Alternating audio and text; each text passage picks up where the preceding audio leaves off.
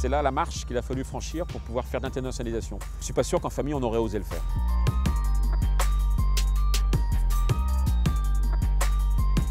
J'ai pris la direction de l'entreprise en 2006, au moment où on a fait la première opération sur le capital, transmission du capital à la deuxième génération et succession.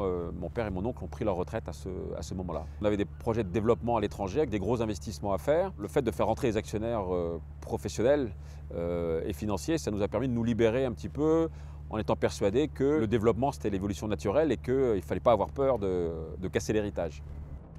L'impatience d'un financier court-termiste n'est pas ce qu'on pouvait nous accepter dans un métier de cycle comme le nôtre, où la production et les prises de commandes sont souvent aléatoires.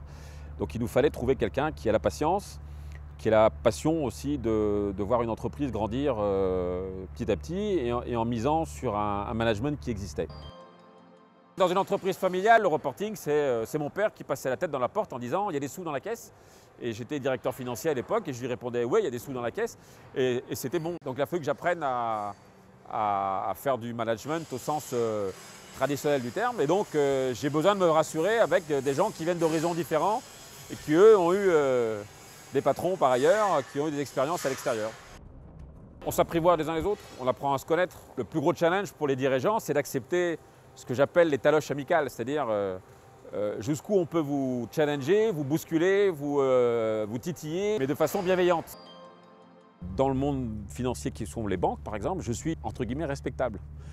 Parce que mes banquiers d'exploitation considèrent que si j'ai des actionnaires financiers qui finalement se trouvent assez bien, c'est que je dois être pas si mal que ça dans ma relation avec eux.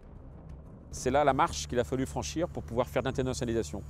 On serait sans doute peut-être resté une belle entreprise régionale sinon, mais je suis persuadé que sans mes investisseurs, enfin je dis sans nos investisseurs institutionnels et financiers, on n'aurait pas franchi cette marche-là, on aurait eu le trac, on aurait calé la peur de casser.